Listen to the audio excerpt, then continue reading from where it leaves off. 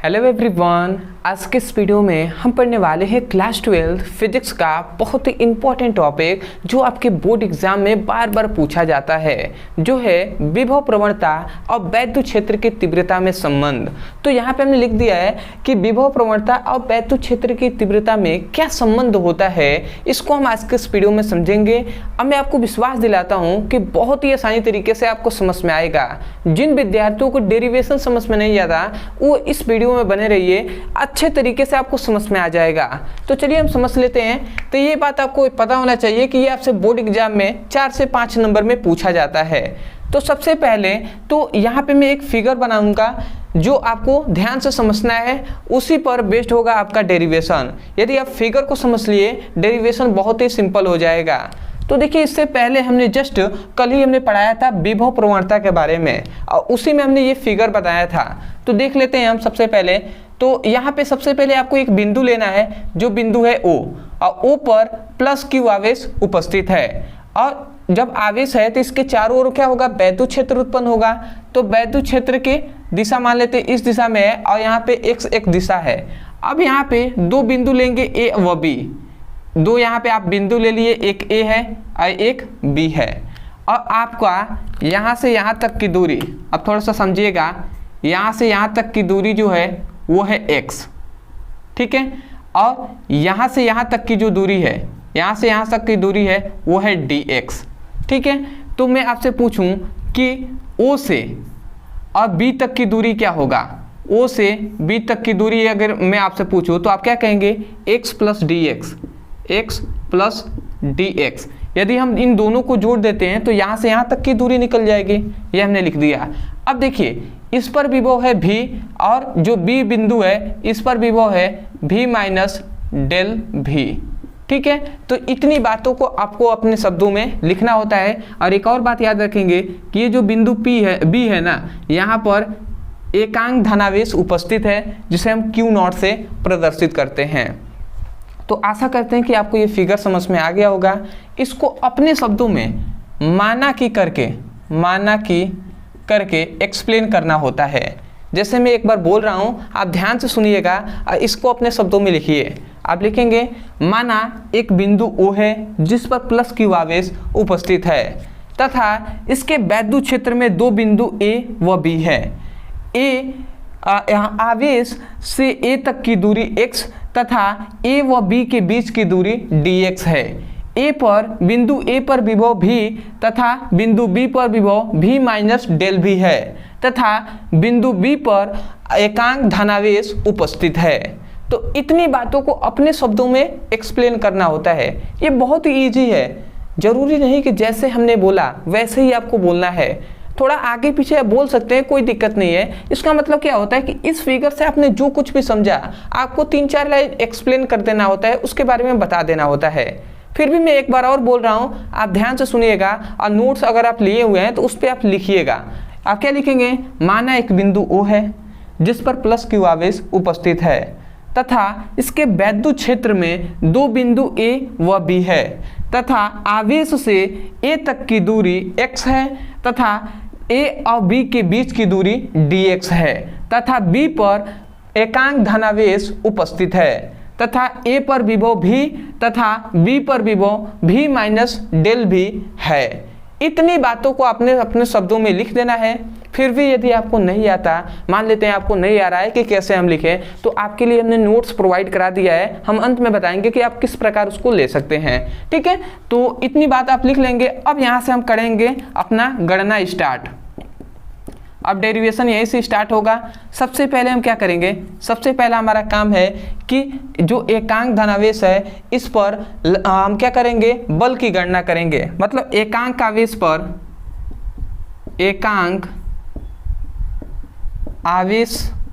पर लगने वाला बल। अब एकांक आवेश पर जो लगने वाला जो बल होता है वो F = E इंटू क्या हो जाएगा, Q0 हो जाएगा, ठीक है। एकांक आवेश पर लगने वाला बल F = E इंटू Q0 होगा कि नहीं होगा। आप कहेंगे भैया बल बराबर होता है द्रव्यमान गुणित त्वरण। आप कह रहे हैं E इंटू Q0, जहाँ E है वैद्युत क्षेत्र की तीव्रता और Q है आवेश। तो देखिए हमने आपको जब वैद्युत क्षेत्र की तीव्रता पढ़ाया था तो एक फॉर्मूला बताया था E=F/Q0, ये हमने बताया था। हमने कहा था कि एकांक आवेश पर लगने वाला जो बल होता है वही वैद्युत क्षेत्र की तीव्रता कहलाता है। तो सिंपल वे में ये हमने Q0 इधर भाग में, इधर आएगा तो गुणा कराएगा, तो यहाँ से F का हमने मान निकाल दिया है जो है E×Q0। तो यही है आपका। आशा करते हैं आप समझ रहे होंगे। और इतनी बात भी आप जानते हैं कि हम क्या गणना कर रहे हैं, एकांक आवेश पर लगने वाला बल। और एकांक आवेश पर लगने वाले बल का फॉर्मूला तो यही है ना, तो वही हमने लिख दिया है, F=E×Q0 लिख दिया है। आशा करते हैं आपको समझ में आ रहा होगा। इसको मैं मिटा दे रहा हूँ। आते हैं दूसरे पर। इसको आपको समीकरण फर्स्ट मान लेना है। दूसरे में आपको क्या करना है, स्टेप बाय स्टेप करना है। सबसे पहले हमने Q0 पर लगने वाला बल की गणना कर लिया। अब हमारा दूसरा काम होगा कि जो एकांक धनावेश उपस्थित है ना, एकांक धनावेश को बिंदु A से B तक ले जाने में किया गया कार्य की गणना करेंगे। तो हम लिखेंगे एकांक आवेश को बिंदु B से A तक ले जाने में किया गया कार्य।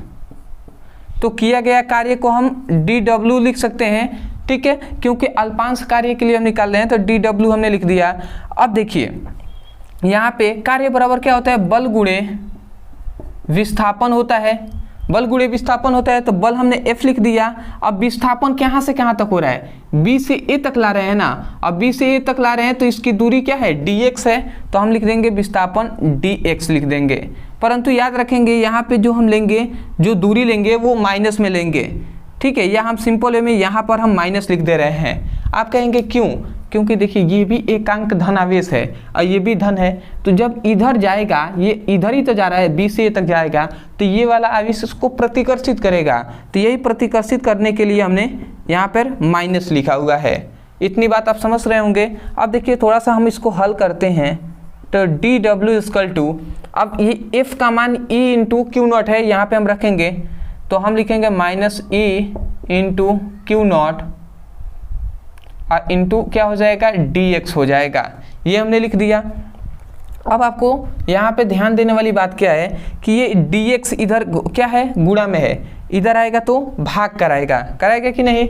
तो देखिए ये हम लिख देंगे DW = E×Q0 इंटू dx, ठीक है। अब देखिए ये इधर क्या है, गुणा में है, इधर आएगा तो भाग कराएगा, तो dW/dx = E×Q0 हो जाएगा। अब देखिए ये क्या है, कार्य है, और ये क्या है। अब आप थोड़ा सा समझेंगे, यहाँ पे हम इसको रहने देते हैं, ठीक है, गड़बड़ हो जाएगा इस तरीके से करेंगे तो। देखिए आपको समझ में आना चाहिए कि कैसे हम गणना कर रहे हैं, अभी आपको समझ में आएगा। ये DW है तो DW हमने लिख दिया। ये आवेश है ना, इस आवेश को हम इधर भेजते हैं, ये इधर आवेश गुणा में है, और ये जो dx है ये भी गुणा में है, तो इस आवेश को हम इधर भेजेंगे तो इधर गुणा में है, इधर आएगा तो भाग कराएगा, तो ये आवेश इधर भाग करा दिया, और इधर क्या बचा, E×dx बचा, तो हमने E×dx लिख दिया। अब हम इतनी बात जानते हैं कि विभव का फॉर्मूला जानते हैं, V = क्या होता है, कार्य बटे, यही तो होता है ना विभव का फॉर्मूला, मतलब विद्युत विभव = क्या होता है, कार्य बटे आवेश होता है। ये बात आप जानते होंगे। ये इसलिए तो हम कहते हैं एकांक आवेश को अनंत से वैद्युत क्षेत्र के किसी बिंदु तक लाने में किया गया कार्य विद्युत विभव कहलाता है। तो यह फॉर्मूला जानते होंगे। अब देखिए कार्य यहाँ पे DW है, तो ये भी कार्य है, और यहाँ पे आवेश है, तो इसके जगह पर हम क्या लिख सकते हैं, V लिख सकते हैं कि नहीं। तो ये हमने लिख दिया V। तो देखिए छोटा v के लिए हम D लिख दें, या तो हम D लिख दें, D भी हम लिख सकते हैं, या सिंपल में हम V भी लिख सकते हैं, कोई दिक्कत नहीं है। तो ये हमने लिख दिया DV, D मतलब छोटा विभव है। अब यहाँ पे क्या बचा, E यहाँ पे dx है तो हमने dx लिख दिया। अब देखिए सिंपल में हम क्या करेंगे, ये इसको हम क्या करेंगे, इधर भेजेंगे, तो dV/dx। और ये माइनस भी इधर गुणा में है, इधर आएगा तो भाग कर आएगा, तो ये इधर आ गया, इधर सिंपल वे में ई बच गया। इसको यदि हम अच्छे से लिखे तो E equal to minus D V by D X हम लिख सकते हैं। तो ये है विभव प्रवणता का फॉर्मूला। तो आशा करते हैं आपको समझ में आ गया होगा, ये फॉर्मूला आपका प्रूव्ड हो गया। परंतु हमने विभव प्रवणता के लिए आपको जो फॉर्मूला बताया था तो वो हमने बताया था E equal to del V by del X, ऐसा हमने बताया था आपको फॉर्मूला। तो देखिए जहाँ डी लिखे है ना, डी लिखे या डेल लिखे दोनों बात एक ही है, इसका मतलब है अल्पांश के लिए वो किया जाता है, या तो डी लिखे या डी के जगह पर जहाँ जहाँ हमने डी लिखा है ना वहाँ पर आप डेल भी लिख सकते हैं, ठीक है, तो उससे कोई दिक्कत नहीं है। तो आशा करते हैं आपको समझ में आ गया होगा। अदरवाइज यदि आपको समझ में आया है तो वीडियो को लाइक कीजिएगा और केवल एक बार हमें कमेंट सेक्शन में बता दीजिएगा कि वास्तव में आपको ये वीडियो कैसा लगा।